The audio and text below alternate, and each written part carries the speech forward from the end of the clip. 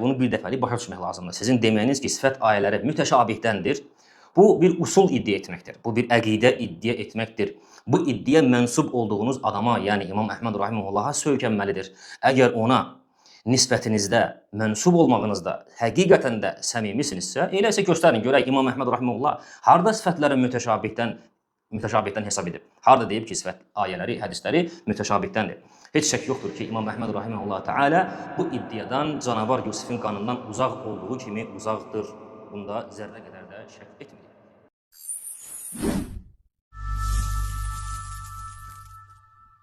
Bismillahirrahmanirrahim. Elhamdülillahi Rabbil alemin. Və salatu və selamu alə imamil mursalin və alə alihi və ashabihi əcma'in.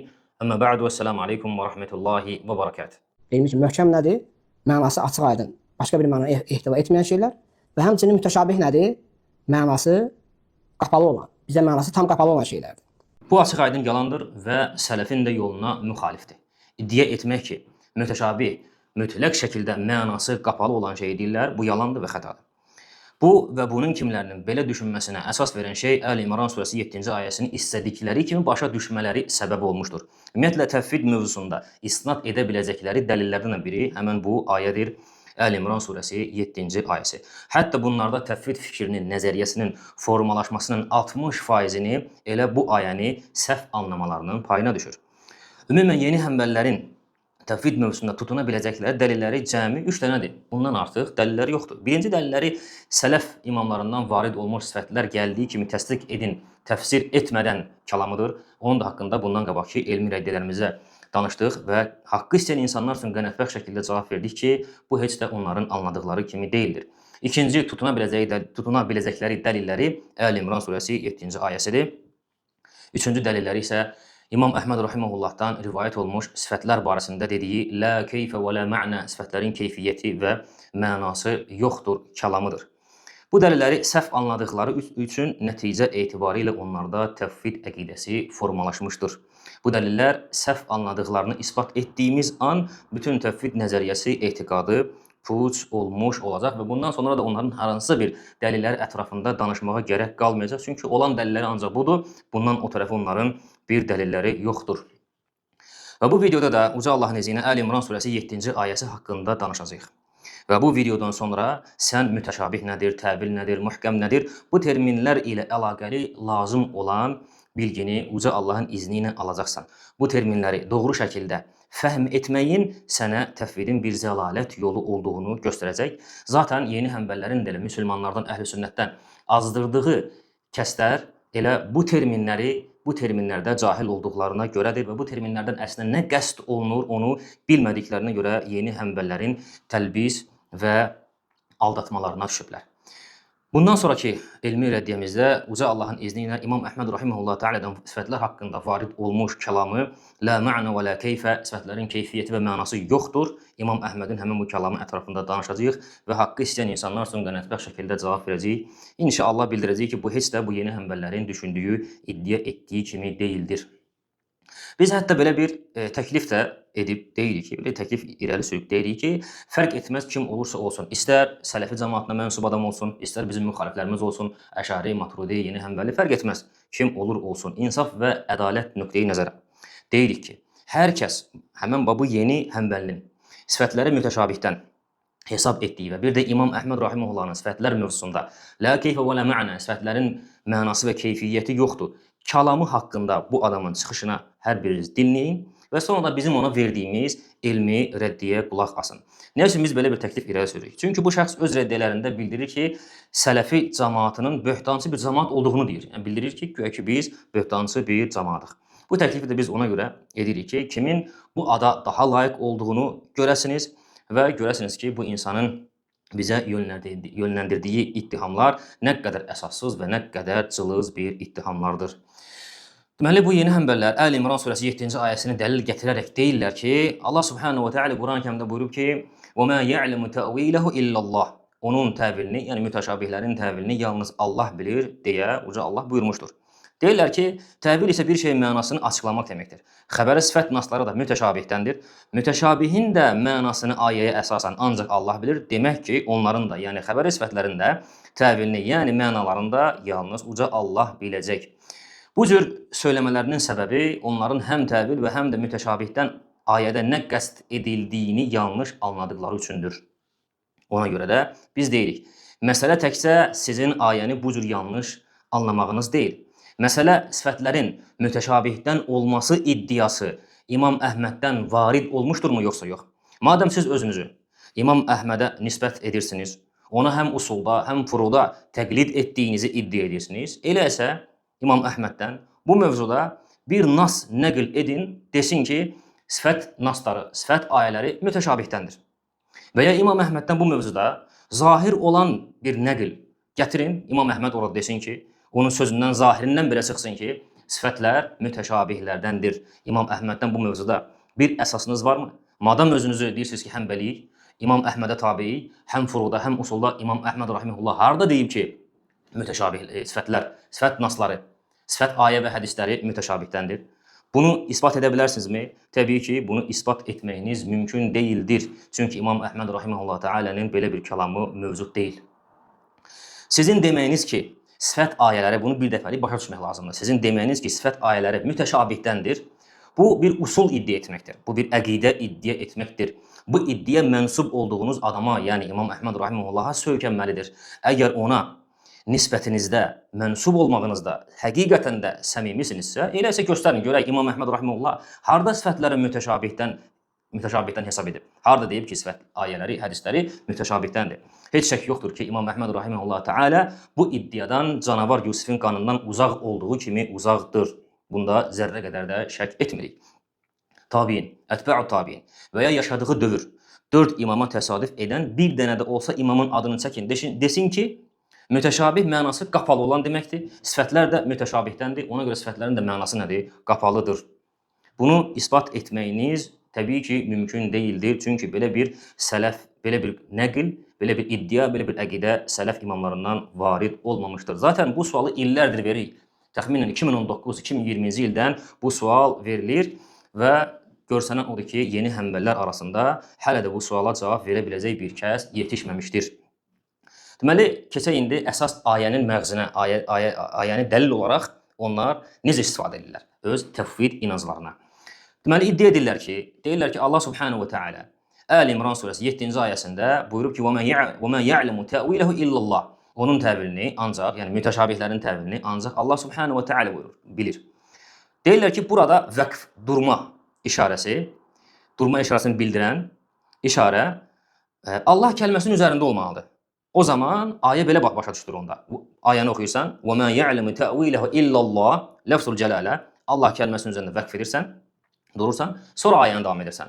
وَالرَّاسِخُونَ فِي الْعِلْمِ يَقُولُونَ آمَنَّ بِهِ كُلٌّ مِنْ عِنْدِ رَبِّنَا Elmdə dərinləşmiş kəslər, yəni elmdə rasix olan kəslərsə deyirlər ki, biz bunların hamısına, yəni mütəşabihlərin hamısına biz iman edirik. Bunlar hamısı bizim Rəbbimizdəndir.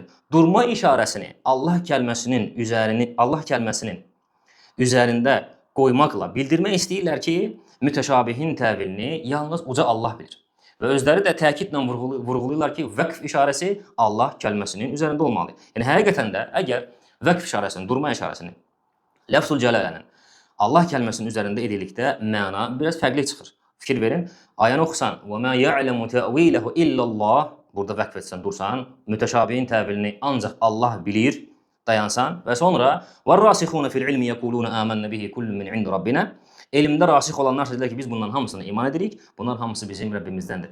Bu cür oxumaqla, bu növ oxumaqla, vəqfi, yəni durma işarəsini Allah kəlməsinin üzərində etməklə nə ifadə eləmiş olursan, mütəşabihlərin təvilini ancaq Allah bilir və elmdə rasix olanlar bilmir. Elmdə rasix olanlar həmin ayələri zahirən iman etmiş olurlar. Amma durma işarəsini, vəqf işarəsini elm kəlməsinin üzərində qoysan, o zaman məna biraz fərqli çıxacaq. O zaman ayəni belə oxuyacaqsan.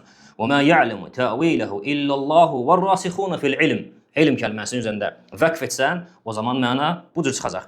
Onun təvilini Allah və bir də elmdə dərinləşmiş, yəni elmdə rasix olan kəslər bilir. Bu zaman mütəşabihin təvilini həm Allah bilmiş olur, həm də elmdə rasix olanlar, alimlər. Lakin işin əsli nə cürdür? Harda əslində vəqf qoyulmalıdır? Allah kəlməsinin üzərində, elm kəlməsinin üzərində, Allah kəlməsinin üzərində qoyulsa, həqiqətdə hansı məna cəlb edir, həqiqətdə hansı məna daşıyır, elm kəlməsinin üzərində qoyulsa, həqiqətdə hansı məna qəsd olunur, bunların hamısını biraz sonra anlayacaqsan. Lakin ən birinci bilmək lazımdır ki, durma işarəsi, yəni vəqf işarəsi harada qoyulması barədə hətta sahabə zamanında belə fərqli fikirlər olmuşdur. Bəzi imam və alimlər durma işarəsinin Allah kəlməsinin üzərində qoyulmasını demiş, bəziləri isə elm kəlməsinin üzərində qoyulmasını bildirmişlər. Lakin onların arasındakı ixtilafın əsli, yəni bu cür fərqli oxunuşun əsli mütəşabihin mənasının qapalı olması və ya qapalı olmaması yönündən deyildir. Yəni belə deyil ki, bəzi sahabə, tabiin və ətbə'u tabiin imamlar deyiblər ki, mütəşabihin mənasını ancaq Allah bilir. Ona görə durma işarəsi Allah kəlməsinin üzərində olmalıdır. Bir qismi də deyib, yox, mütəşabihin mənası Allah da bilir. Elmdə dərinləşmiş insanlar, yəni alimlər, elmdə rasix olan kəslər də bilir. Ona görə də vəqf işarəsi elm kəlməsinin üzərində qoyulmalıdır. Fərqli oxunuş aralığındakı bu cür fərqli oxunuşun səbəbi bu deyildir. Sahabə və onlardan sonra gələn sələf alimlərindən mütəşabih və möhkəm ayələri barəsində varid olan qövüllərə bir az sonra şahid olduqdan sonra onların mövzu ilə əlaqəli mövqeyinin nə olduğunu biləcəksən. Bir az sonra sahabə, tabiin, ətbə'u tabiin və sələf imamları mütəşabih nədir, möhkəm nədir? Bunlara misallar çəkiblər, örnəklər veriblər. Onlardan bu barədə zikr olunan görüşlər və qövüllər var və biraz sonra onları oxuduqda işin əslinin aslarının nə olduğunu anlayacaqsan. Ona görə biz deyirik ki, biz heç bir zaman yeni həmbəllərin bu ayə ətrafında, Əl-İmran surəsi 7-ci ayə ətrafında danışarkən təvildən ayədə nə qəsd edilir, ondan söhbət açdıqlarını görməmişik. Heç vaxt görməmişik ki, izah hissəsində təvil nədir? Ayədə təvildən nə qəsd olunur? O isə mütəşabih və möhkəmdən ayədə nə qəsd edildiyi elə bir mənalı şəkildə təvilin necə başa düşülməsindən asılıdır. Təvildən nə qəsd edildiyini bilsən, biləcəksən mütəşabih nədir və biləcəksən möhkəm nədir. Zaten biraz öncə dediyimiz kimi də bu yeni həmbəllərin və bunların mislində olanların müsəlmanları əhl-i sünnəti azdırmaların da səbəblərindən biri nədir? Qardaşların mütəşabih nədir, möhkəm nədir, təvil nədir? Bunlar barəsində elmsiz olmalarıdır. Ona görə də biz deyirik ki, təvil Quran istilahı olduğu üçün, təvil Quranın istilahıdır, Quran terminidir. Quran istilahı, Quran termini olduğu üçün onu Quranın izah etdiyi açıdan anlamaq lazımdır. Quran özü təvilin hansı anlama gəldiyini bildirir. Burada şək yoxdur. Ona görə də deyirik ki, ən birinci bilmək lazımdır ki, Quranda mənası bilinməyən, mənası qapalı olan bir şey yoxdur, əsla. Sifətlər mövzusunda bunun olması ümumiyyətlə mümkün deyildir. Niyə qardaşlar? Diqqətlə qulaq asın. Çünki bizlər uca Allahın sifətlərini tanımaqla onun əzəmətinə iman etmiş oluruq. Onun əzəmətinə biz necə iman edirik? Sifətləri vasitəsilə. Bizə xəbər verdiyi sifətləri vasitəsilə onun əzəmətini tanımış oluruq. Əzəmətini tanımış olmaqla ona iman etmiş oluruq. Biz onun sifətləri ilə ona ibadət edirik. Necə ki, İmam Əhməd rahimehullah buyurur və İbn Battah rahimehullah da İbn-i Kubra'da bunu nəql edir ki, İmam Əhməd nə buyurub? Biz Allaha onun sifətləri ilə ibadət edirik. Biz Allaha onun sifətləri ilə ibadət edirik. Yəni sifətləri tanımaq ilə Allaha ibadət edirik. Əgər o sifətlər də Allahın xəbər verdiyi sifətlər də məna baxımından qapalıdırsa, o zaman onun əzəmətinə necə iman edək? O sifətlərlə ona necə ibadət edək? Sifətlər bizə tanıtdırır onun əzəmətini. Biz də əzəmətini bilib onun əzəmətinə iman edirik. Sifətlərlə ona ibadət edirik. Bunlar da qapalıdırsa, o zaman bizim hansı iman artımından söhbət gedə bilər? Bir örnək verək. Hansı ki, bu örnəyi bundan qabaqki elmi rəddiyələrimizə də çəkmişdik. Allah subhanahu wa ta'ala Zümər surəsi 67-ci ayədə buyurur ki: "Və mə qaderullahi haqqa qadrihi vel-ardu cemi'an qabdatuhu yawmal qiyamah ve's-semavatu matwiyatun biyeminihi." Subhanahu ve Teala amma yüşrikun. Uca Allah buyurur ki, onlar Allahı layiqincə dəyərləndirmədilər. O isə yerlər bütövlüklə onun ovcunda olacaq qiyamət günü. Səmalar isə sağ əlində bükülmüş şəkildə olacaq. Allah subhanahu ve Teala onların şərik qoşduqlarından uca və pak və nüqsansızdır. İndi ayəyə fikir verin. Bu ayə ümumilikdə bizə uca Allahın əzəmətindən danışır. Və bizə bu ayədə Allah subhanahu ve Teala'nın əzəmətini bildirən əsas 2 dənə vəsfidir. Birincisi, ayədə Allah buyurur ki, yerlər bütövlüklə Allah subhanahu ve Teala'nın ovucunda olacaq. Yer, o boyda əzəmətli bir məxluq. Nəhəng çəkisi ilə, nəhəng ölçüsü ilə, lakin rəzil şəkildə Allah subhanahu ve Teala'nın ovucunda olacaq. Bu bizə Allah subhanahu ve Teala'nın bunu başa düşməklə Allah subhanahu wa ta'nın bu vəsfini, ovucunun olmasını bilməklə biz Allah subhanahu wa ta'nın əzəmətini tanımış oluruq. Necə bu boyda nəhəng bir məxluq Allah subhanahu wa ta'nın ovucunda olacaq. Qiyamət günü. Ayənin o bir hissəsi. Səmalar, 7 qat səma var. Səmalar bükülmüş şəkildə sağ əlində olacaq. Səmalar bilirsiniz nədirmi? İbn Məsud radiyallahu anh nə deyir? 7 qat səma var. Hər səmaların arasında isə 500 illik məsafə var. Təsəvvür edin. Birinci səma ilə o səma, ikinci səmanın arasında 500 il. 2 ilə 3-ün arasında 500 il. 3 ilə 4-ün arasında 500 il. Təsəvvür edin, bu məxluq nə boyda əzəmətlidir, necə qüdrətlidir, nə boyda əraziyə, nə boyda gücə, qüvvətə sahibdir bu məxluq. Lakin rəzil şəkildə qiyamət günü Allah subhanahu wa ta'alənin sağ əlində bükülmüş şəkildə olacaq. Məgər bu bizə Allah subhanahu wa ta'alənin əzəmətini ifadə eləmir bu ayə? Biz bu ayəni bu cür başa düşmək ilə Allahın əzəmətinə iman etmiş olmuruqmu? Məgər bu elə ibadətlərin ən böyüyü deyilmi? Allahın əzəmətinə iman etmək ən böyük ibadətdir. Ən böyük ibadətdir. Və bizə bunu Allahın əzəmətini tanıtdıran bu ayədə əsas iki nisbətidir. Qabd, onun ovucunda olması və sağ əlin olması. Amma yeni həmbələ gəldikdə isə, yeni həmbələ ayə münasibət necədir? Vəl ardu cəmiən qabdatuhu. Yerlər qiyamət günü onun qabdında, ovucunda olacaq. Vallahi mən bilmirəm, Allah subhanahu wa ta'ala burada qabd dedikdə nə nəzərdə tutur? Bizə görə bunun mənası qapalıdır. Allah sir olaraq özündə saxlayıb. Və səmavati matviyyətun biyəmini. Səmalar onun sağ əlində bükülmüş şəkildə olacaq. Biyəmini, Allah sağ əli dedikdə nə nəzərdə tutur? Vallahi mən bilmirəm. Bunun mənası bizə qapalıdır. Belə olduğu halda ayənin mənasının sütununu təşkil edən əsas iki dənə kəlmənin mənasının qapalı olduğu halda, mənasının qapalı olduğunu deyirsənsə, o zaman sən bu ayədən nə başa düşürsən? Necə deyə bilərsən ki, bu ayə Allahın əzəmətini ifadə edir? Bundan sonra əgər sən bu ayənin əzəmətini ifadə etdiyini deyirsənsə, bu ayədən Allahın əzəmətini görüb ona iman edirsən, bu açıq aydın yalandır. Allahın əzəmətini ifadə edən əsas iki kəlmənin mənasının, iki ləfsin mənasının qapalı olduğunu deyirsən sən. Bundan sonra desən ki, bu ayədən biz Allah subhanahu wa ta'ala əzəmətini görüb tanıyırıq. Bu açıq aydın yalandır və bu söz oyunundan başqa bir şey deyil. Bu insanın özünü aldatmasıdır və ona inananları aldatmasıdır. Sizlər kitab və sünnədə bu qəbildən olan sifətlərə rast gəldiyiniz zaman təşbih və təcsim vəsvəsəsinə düşüb, sonra da nəticə etibarı ilə ya təfvidə, ya da təvilə üst tutursuzsa, bu sizin öz probleminizdir. Siz bu qəbildən olan bu xəbəri sifətləri oxuduqda xaliqi bir materiya olaraq beyninizdə təsəvvür edib, bir cisim olaraq beyninizdə təsəvvür edib, sonra da nəticə etibarı ya təfvidə, ya təvilə qaçırsa, bu sizin öz probleminizdir. Bizlər isə Rəbbimizin bu gözəl vəsiflərini oxuduğumuz zaman onları bənzətmirik, onlar haqqında bir şey düşünmürük. Necə ki, Allahın özünün misli yoxdur, onun haqqında xəbər verən şeylərin də misli yoxdur. Uca Allah, diqqət edin qardaşlar, Uca Allah hansı ləfslərlə özünü vəsf etməkdən razı qalıbsa, biz də onun özü üçün razı olduğu ləfslərdən razı qalıb, onlarla onu vəsf edirik. Allah subhanahu wa ta'ala özünü ovuc ilə vəsf edib. Niyə? Ovuzla vəsf edibsə, deməli, o kəlmədən, o vəsfdən razıdır ki, özünü onunla vəsf edib. Və biz də ondan razı qalıb, özünü vəsf etdiyi şeydən razı qalıb, onunla onu vəsf edirik.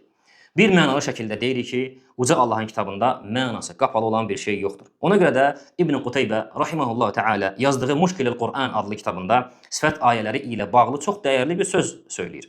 İbn Qutaybə kimdir? İbn Qutaybə rahimehullah təala Əhlüsünnət imamlarındandır. 3-cü əsrin alimlərindəndir və İmam Əhməd rahimehullahla eyni dövrdə yaşayıb. İmam Əhməd rahimehullahın tələbələrinin təbəqəsində düşür. Hicrətin 213-cü ilində doğulub, 276-cı ildə isə vəfat edib rahimehullah təala. 241-də İmam Əhməd vəfat edib, 276-da isə o vəfat edib. Adı keçən kitabında, Muşkilul Quran kitabında görün rahimehullah təala necə də dəyərli bir söz deyir. Vallahi olduqca çox mühüm bir kəlamdır. Buyurur ki, biz Qurandakı mütəşabih ayələri, deməli həmin adı keçən kitabın 98-99-cu səhifələrində Muşkilul Quran. Buyurur ki, rahimehullah, biz Qurandakı mütəşabih ayələri elmdə dərinləşmiş kəslərin bilmədiyini iddia edənlərdən deyilik. Bu, onu bu şəkildə başa düşənin dil və məna baxımından düşdüyü bir xatasıdır. Biz niyə görə belə deyir? Baxın, ərəb dilində ərəb dili tərəfindən qoyulmuş kəlmələr bir neçə yöndən başa düşülür. Bir neçə yöndən onların qismləri var. O yönlərin bir nədir? Ərəb dilində kəlmələr iki qismə bölünür. Ərəb dilli qoyulmuş kəlmələr iki qismə bölünür. Faydalı kəlmələr və faydasız kəlmələr. Faydalı kəlmələr, misal üçün bir örnək verim. Zeyd. Zeyd faydalı kəlmədir. Nədir buradan hasil olan fayda? Nə başa düşürük? Kişi adıdır. Kişiyə qoyulur. Əşyaya da qoyula bilər, misal üçün. Burada fayda var. Fayda hasıl olduğu üçün, anladığımız üçün buna faydalı kəlmə deyir. Ləfz deyilir. Zeyd kəlməsinin hərflərinin yerini dəyişdir. Olsun deyiz. Bu faydasız kəlmədir. Baxmayaraq ki, ərəb hərflərindən qoyulub, məna hasil olmadığına görə buna faydasız kəlmə deyilir. Çünki burada bir məna yoxdur. Burada bir məna başa düşülmür. Ərəb dilində qaydadır. Mənası anlaşılmayan şeyə faydasız kəlmə deyilir. Ona görə də bu insanlar dedikdə ki, bunların mənası qapalıdır Mənası bilinmir. Allah Subhanahu taala onu endirir ki, biz onların mənasını başa düşək. Bizə görə də onların mənası qapalısa, deməli o kəlmələr faydasızdır. Fayda izhar etməsə, deməli faydasızdır. O kəlmələr eynən elə necə ki zeyr kəlməsinin hərflərin yerlərini dəyişdirib deyz elədin, o sifətlər də bu cürdür. Deyz kimi bir mənasızdır. Məsələ buna görə də İbn Qutaybə deyir ki, biz Qurandakı mütəşabih ayələri elmdə dərinləşmiş kəslərin bilmədiyini iddia edənlərdən deyilik. Bu onu bu şəkildə başa düşənin dil və məna baxımından düşdüyü bir xətadır. İnsanlar lüğətdə belə cahildirlər. Lüğət baxımından belə cahildirlər. Sonra buyurur. Allah bu Qur'andan nəyisə qullarına fayda vermək və murad etdiyi bir mənaya dəlalət etməkdən başqa bir məqsədlə nazil etməmişdir. Nə üçün nəyisə nazil edibsə, hamısı fayda verməkdən ötəridir, anlamaqdan ötəridir. Əgər mütəşabih ayələrin mənalarını, nə diqqət elə, əgər mütəşabih ayələrin mənalarını Allahdan başqa heç kəs bilməsəydi, bu tənqid edənlərə söz haqqı verər, bizə qarşı bir nöqsan kimi irad tutardılar. Məgər kimsə deyə bilərmi ki, Allah Resulü sallallahu aleyhi və səlləm mütəşabih ayələrin mənasını bilmirdi? Bu bizim neçə illər dediyimizdir, bir şeydir.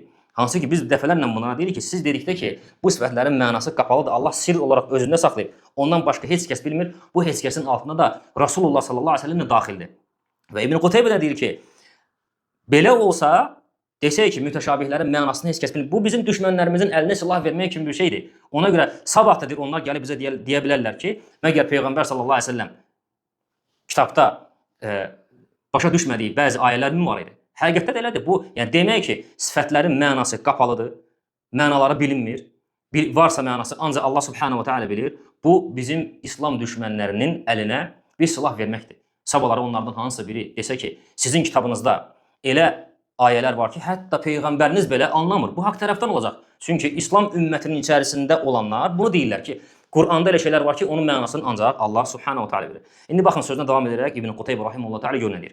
Əgər Allahın və mə ya'lemu ta'vilehu illallah mütəşabihlərin təvilini ancaq Allah bilir buyruğuna baxmayaraq Rasulullah sallallahu aleyhi və səlləm də onları bilirdisə, elə isə onun sahabələrindən olan Rəbbani elm və imanla kamilləşmiş kəslərin də mütəşabih ayələri bilməsi caizdir. Yəni demək istəyir ki, baxmayaraq ki, Allah Subhanahu taala istisna etmədən deyib ki, mütəşabihlərin mənasını ancaq Allah bilir. İstisna edib desəz ki, yox, Peyğəmbər istisnadır. Peyğəmbər bilirdi. Amma Allah istisna eləməyib ha. Yox, desəz ki, Peyğəmbər istisnadır, Peyğəmbər bilirdi. İbn Qutaybə deyir ki, bu heç o demək deyil ki, onda Peyğəmbər istisnadırsa, deməli sahabelər də istisnadır. Onun ümmətindən olan Rabbani alimləri, sahabələri, tabiinlər, ətbə'u tabiinlər, deməli onlar da istisnadır. Nəyə görə? Çünki özü də dəlil gətirir. Deyir ki, çünki Peyğəmbər sallallahu aleyhi və səlləm İbn Abbas üçün dua edərək demişdi ki, Allahım ona təvili öyrət və onu dində fəqih et. Deməli, bilmək lazımdır ki, təvil kəlməsi, biraz öncə dediyimiz kimi də, təvil kəlməsi Quran islahıdır. Onu Quran açısından başa düşmək lazımdır. Təvil kəlməsi Quranda iki məna daşıyır. Təvil kəlməsi Quranda iki məna daşıyır və haqqı ilə olan mənası da budur.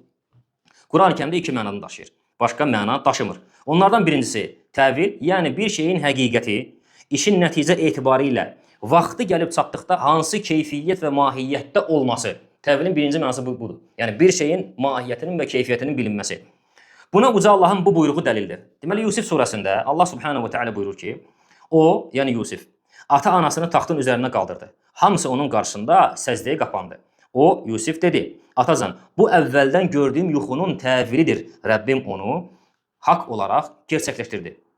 Gördüyü yuxusu nə idi Yusif aleyhissalamın? Yuxusu buydu. Atacan, mən yuxuda 11 ulduz, günəş və ayın mənə səcdə etdiyini gördüm. Yəni, bax, bu yuxunun təvili baş verməmişdən öncə aqibət baxımından nə ilə, necə və hansı keyfiyyətdə nəticələnməsi bilinmirdi. Yuxunun təvili baş verdikdən sonra o yuxu nəyə dəlat etdiyi və hansı keyfiyyətdə baş verəcəkdirsə, hansı mahiyyətdə olacaqdirsə ondan sonra bilindi. Həmçinin digər bir ayədə Əraf surəsi 53-cü ayəsi buna dəlildir. Allah Subhanahu taala buyurur ki, yoxsa kafirlər axirətdəki əzabın təvilini mi gözləyirlər? Yəni onlar kafirlər kafirlərə xəbər verilən axirət əzabının həqiqəti, gerçək mahiyyətini və necə baş verəcəyini mi gözləyirlər? Bu təvilin birinci mənası idi.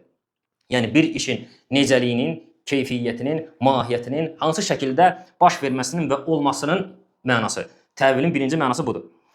Əgər təvildən bu məna qəsd edilirsə, işin mahiyyəti və necəliyi, o zaman sən Əli İmran surəsi 7-ci ayəsini oxuduğun zaman Hə? Vəqf işarəsini Allah kəlməsinin üzərində edəcəksən.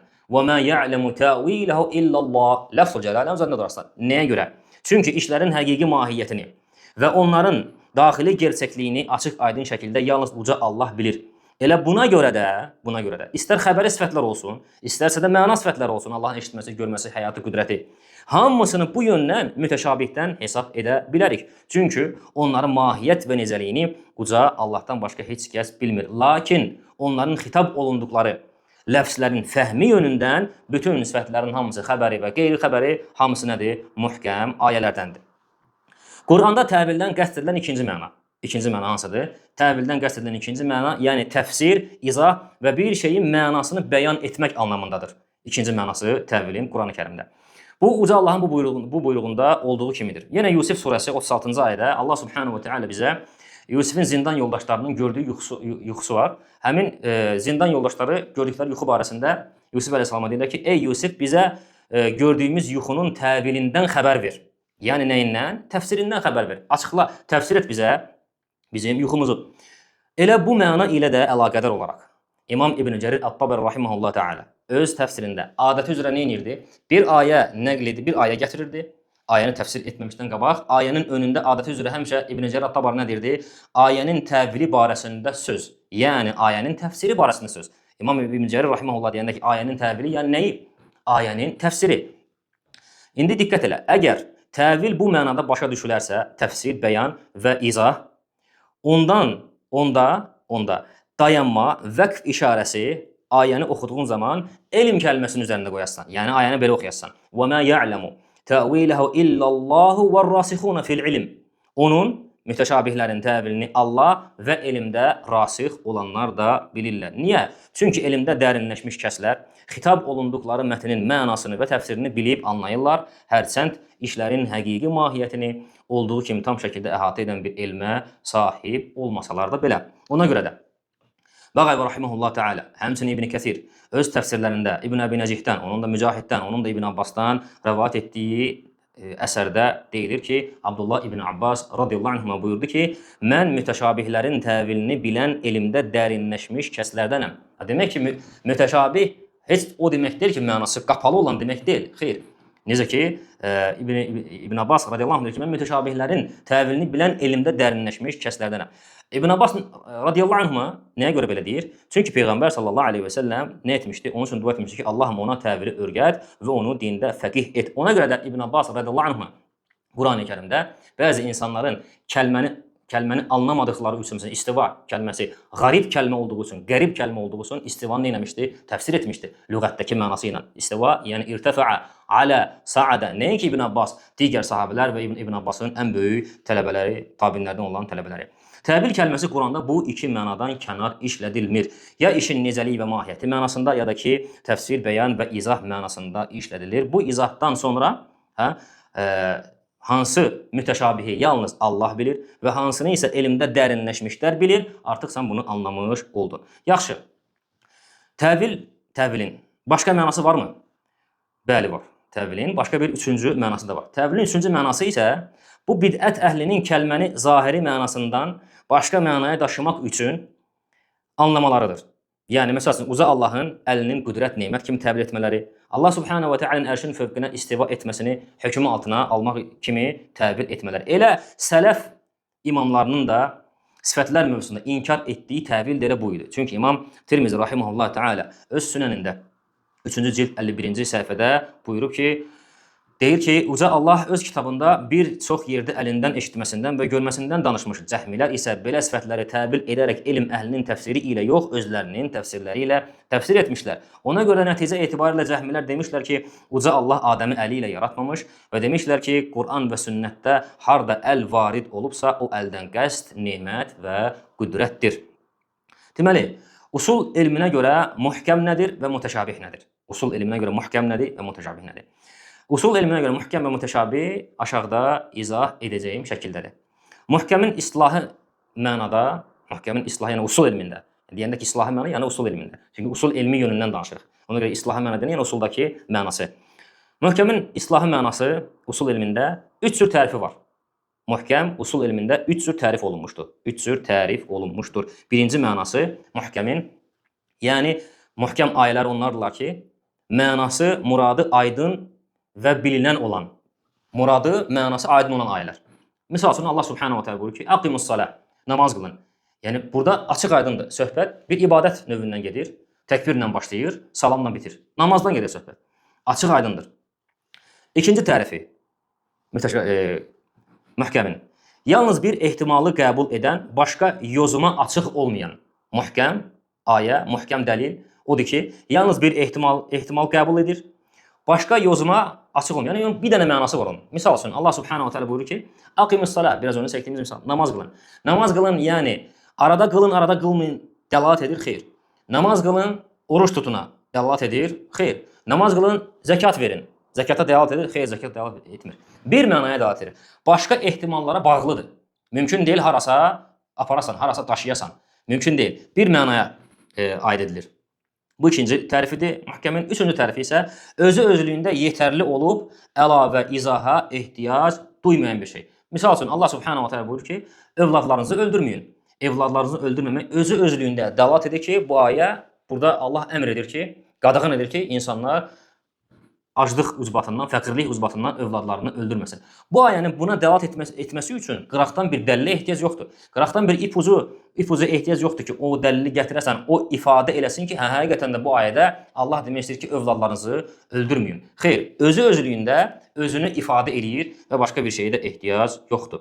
Quran elmlərinə və ya fiqh usuluna dair kitablarda möhkəm üçün bu üç tərifdən başqasını tapa bilməzsiniz. Mütəşabihə gəldikdə isə, mütəşabih anlayışına gəlincə, onun da üç tərifi var. Birincisi, elmini Allahın özündə saxladığı insanlara açıq olmayan.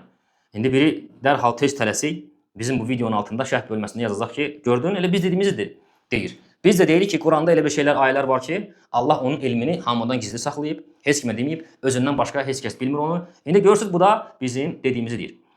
Dərhal bu cür yorum yazmağa tələsmə. Çünki alimlər mütəşabihin bu tərifi barəsində hansı misallar çəkirlər? Elmini Allahın özündə saxladığı, insanlara açıq etmədiyi, yəni qiyamət nə zaman baş verəcək? İsa aleyhissalam nə zaman inəcək? Günəş batdığı yerdən, yəni məğribdən nə zaman çıxacaq? Çıxdığı yerə nə zaman batacaq? Bu kimi misallar verirlər. Yəni bunları Allah Subhanahu Taala elmini insanlardan gizli saxlayıb. Yəni birincisi mütəşabih nədir? Və zaten indi birazdan sonra mütəşabih barəsində sahabə, tabiin, ətbə'u tabiinlərdən var olan qövüllər var, rəylər var. Mütəşabih necə başa düşüblər? Möhkəmi necə başa düşüblər? Onları oxuduqda bunlar hamısı aydın olacaq. Deməli, mütəşabihin birinci tərifi odur ki, elmini Allahın özündə saxladığı, insanlara qapalı qoyduğu. İkincisi, özü-özlüyündə kifayət etməyən və izaha möhtac olan şey. Yəni, mütəşabih ayə odur ki, özünün daşıdığı dəlili, daşıdığı mənanı dəlalət etdirə bilmir. Hər hansı bir ipucuya ehtiyac var ki, qıraqdan əlavə bir dəlilə ehtiyac var ki, həmin ayəmi, hədismi, həmin dəlilmi özündəki o mənanı ifadə edə bilsin. Üçüncüsü, bir neçə fərqli məna və ehtimal daşıyan, mütəşabihin üçüncü tərifi, bir neçə fərqli məna və ehtimal daşıyan. Bu da mütəşabihin ən əsas təriflərindən biridir. Mütəşabih odur ki, yəni eyni anda bir neçə mənaya, yozuma, izaha açıqdır. Yəni hər bir kəs o ayə ilə dəlil gətirə bilir. Həmin ayə ilə Rafizidə, Cəhmidə, Murciədə, Xavaricdə, Mu'təzilidə hamı o ayə ilə istidlal edə bilir. Çünki hər bir yozuma, hər bir təvilə nədir? Açıqdır. Hər kəs onu öz havasına, öz istəyinə daşıya bilir. Məsələ bu səbəbə görə də Əl-İmran surəsi 7-ci ayəsində Uca Allah bizlərə mütəşabihləri möhkəmlərə qaytarmağı buyurur. Çünki bu ayənin əsas məğzlərindən biri nədir? Yəni mütəşabihlərin arxasınca gedib insanlar fitnə törədirsə, o mütəşabih nəyə tabe edilməlidir? Möhkəmə tabe edilməlidir ki, onların muradı zahir olsun deyə. Ayə bizə bunu yönəldir. Mütəşabih şəriət mətnlərində, çünki mütəşabih şəriət mətnlərində olduğu kimi, alimlərin də sözlərində mövcuddur. Yəni ayədə mütəşabih olduğu kimi, hədisdə mütəşabih olduğu kimi, alimlərin kəlamlarında da mütəşabih mövcuddur. Buna görə də hər hansı bir mövzu ilə əlaqəli alimin mütəşabih sözü, yəni açıq olmayan kəlamı dəlil gətirilərsə, biz onun möhkəm olan kəlamına qaytarmalıyıq ki, həmin o alimin qəsd və muradı ortaya çıxsın. İndi isə alimlərin möhkəm və mütəşabih ayələrlə əlaqəli dedikləri qövülləri nəzərdən keçirək, bu olduqca vacibdir. Bu, səndə mövzunu tam fəhm etməyin üçün inşallah çox zəruridir. Deməli, İmam İbn Cərir Ət-Tabari rahimehullah təala həm möhkəm ayələr üçün və həm də mütəşabih ayələr üçün hərəsi üçün sələfdən, sahabə, tabiin, ətbə'u tabiin və sələf imamlarından 5 dənə qövl gətirir. 5 dənə mütəşabihə və 5 dənə möhkəmə sələflərdən. Ki, möhkəm necə başa düşüblər, nə misallar çəkiblər. Mütəşabih necə başa düşüblər və nə misallar çəkiblər. Lakin biz İbn Cərir Ət-Tabari rahimehullah təala yox, Əbul Fəraj İbnül Cəvziyyə müraciət edəcəyik bu mövzuda. Nəyə görə? Əbul Fəraj İbnül Cəvzi, yəni İbn Qayyim el-Cəvziyyə yox, İbn Qayyim el-Cəvziyyə İbn Teymiyyə tələbəsidir, o başqa. Əbul Fəraj İbnül Cəvzi ondan daha öndə, daha qabaq yaşamış Həmbəli məzhəbinin böyük alimlərindən biri sayılır. Nəyə görə İbn Cərirdən yox, Əbul Fəraj İbnül Cəvziyyə müraciət edəcəyik bu mövzuda? Bunun bir neçə səbəbi var. Birinci səbəbi odur ki, Əbul Fəraj İbnül Cəvzi rahimehullah o yeni Həmbəlilər nəzdində çox böyük bir elm adamı hesab olunur. Bu birinci səbəb. İkinci səbəb, İbnül Cəvzi İbn Cərir rahimehullahdan fərqli olaraq möhkəmə 8, mütəşabihə isə alimlərdən 7 dənə qövl zikr edir. Üçüncü səbəb isə odur ki, İbn Cəvzi zikr etdiyi qövllər ilə özündə də İbn Cərir Ət-Tabari rahimehullah təalənin qövllərini əhatə edir. Deməli, Əbul Fəraj İbn Cəvzi rahimehullah Zadul Masir adlı kitabında 1-ci cild 350-ci səhifədə buyurur. Deyir ki, Uca Allah kitabında Əl-İmran surəsi 7-ci ayəsində buyurub ki, Huvəl-ləzi ənzələ aleykel kitəbə minhu əyətun muhkəmət. Kitabı sənə nazil edən odur, onun bir qismi möhkəm ayələrdir. Buyurur ki, Əl-Muhkəm, möhkəm qurulmuş, aydın və bəyan edilmiş olan deməkdir. Ayədə möhkəm kəlməsi haqqında 8 fərqli görüş və qövl varid olmuşdur, zikr edilmişdir. Birinci görüş, möhkəm ayələr onlardır ki, nəsix olan, yəni hökmü qalıcı olub, əvvəlki hökmləri ləğv edən ayələr. Burayı İbn Məsud, İbn Abbas, Qatadə Suddi və başqalarından da rəvayət edilmişdir burayı. İkinci görüş, möhkəm ayələr halal və haramı bəyan edən ayələrdir. Bu görüş İbn Abbas və Mücahiddən nəql olunmuşdur. Üçüncü görüş, möhkəm ayələr alimlərin təvilini bildiyi ayələrdir. Burayı Cabir ibn Abdullahdan rəvayət edilmişdir. Dördüncü görüş, möhkəm ayələr nəsx edilməmiş, yəni hökmü aradan qalxmayan ayələrdir. Bu görüş də Dahhak rahimehullaha aid edilir. Beşinci görüş, möhkəm ayələr ifadələri təkrar olunmayan ayələrdir. Burayı isə İbn Zeyd rahimehullah tərəfindən irəli sürülmüşdür. Altıncı görüş, möhkəm ayələr özü-özlüyündə mənası tam olan və əlavə izaha ehtiyac duymayan ayələrdir. Bu görüşü Qadı Əbu Ya'la İmam Əhməddən nəql etmişdir. İmam Şafi və İbnül Ənbəri isə demişlər ki, möhkəm ayə təvil baxımından yalnız bir mənaya ehtimal edən ayədir. Başqa mənalara qapalıdır, ağlıdır. 7-ci görüş, möhkəm ayələr muqatta hərfləri, yəni surələrin başında gələn hərflər ki yoxdur, onlar istisna olmaqla Qur'anın hamısı möhkəmdir. 8-ci görüş, möhkəm ayələr, əmr və qadağalar, vəd və təhdidlər, halal və haramla bağlı ayələrdir. Bu görüşü də əvvəlki ilə birlikdə Qadı Əbu Ya'la zikr etmişdir. Mütəşabih ayələrə barəsində isə alimlərdən İbn Cəvzi ki 7 görüş, 7 nəql vardır. Birincisi, mütəşabih ayələr nəsx edilmiş ayələrdir. Hökm aradan qalxmış ayələrdir. Bu rəy İbn Məsud, İbn Abbas, Qatadə, Suddi və başqalarından rəvayət edilmişdir. İkinci görüş, mütəşabih ayələr alimlərin mahiyyətinə yol tapa bilmədiyi, yəni elmlə dərk olunması mümkün olmayan məsələlərdir. Məsələn, qiyamət saatının vaxtı, İsa'nın nə zaman, İsa aleyhissalam nə zaman enməsi və günəşin məğribdən nə zaman çıxması kimi. Bu görüş Cabir ibn Abdullahdan rəvayət edilmişdir. Yəni Allah Subhanahu taala'nın elmini özündə gizli saxladığı məsələlər bu məsələlərdir. Üçüncü görüş, mütəşabih ayələr muqatta hərfləridir. Məsələn, əlif, ləm, mim, yəni surələrin başında gələn. İndi burada bir dənə mühüm qeyd var, onu qeyd edək. İndi yenə də bilirəm ki, bu videonun altında şərh bölməsində kimsə yazacaq ki, görürsünüz deyir ki, muqatta mütəşabihlərdəndir, yəni bilinməyənlərdəndir. Deməli, yekun etibarilə deyəcəklər ki, bizim dediyimizi deyirlər. Yekun etibarilə yenə də Quranda mənası bilinməyən bir şey var. O da nədir? Muqatta hərflər. Ən mücü deyirik ki, qardaş, bil ki, muqatta hərfləri, hərif deyirsən, bunlar hərifdir. Və bizlər hərflərin mənasını bilməklə mükəlləf deyilik. Bu hərfdir. Və bilmək lazımdır ki, hərflər ərəb dilində iki cür olur. Məna üçün qoyulmuş hərflər və mənasız hərflər. Əlifbada gələn hərflər var. Onlar mənasız hərflərdir. Məna üçün qoyulmuş hərflər deyil. Məna üçün qoyulmuş hərflər isə ərəb dilində, misal üçün hərf-i cərlər. Min, alə, fi, ilə, ən və s. Bunlar məna üçün qoyulmuş hərflərdir. Bu hərflərin özünün mənası var.